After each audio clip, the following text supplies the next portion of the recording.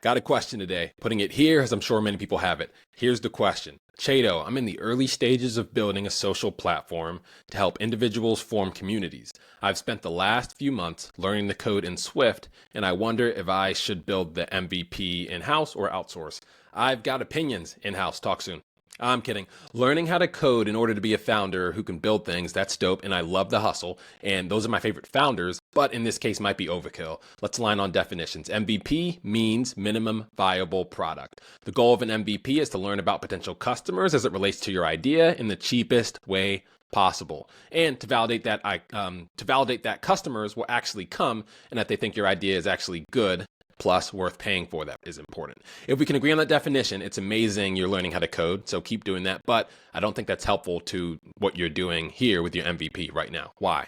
Because you can build communities like what you described on existing platforms, Facebook groups, Circle, Heartbeat, there are tons of them. So if I were you, I'd build the community on top of one of those platforms. And then once you're sure you can actually get people to come and join/engage in your community, then you can use their feedback to build an app that has the features your community members want to pay for. I'm assuming you haven't done that. Maybe you have. So if you've already done that, or when you get to that point, should you build in-house or outsource? In-house, absolutely, whenever you can.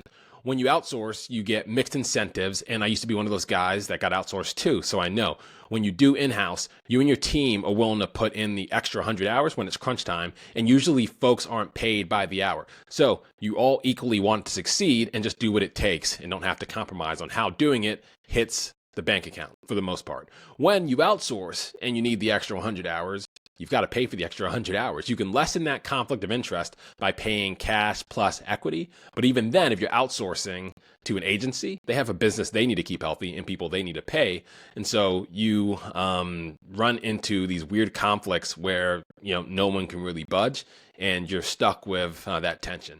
If you outsource to a freelancer, it gets closer to the in-house alignment, but in that case, why not just hire them?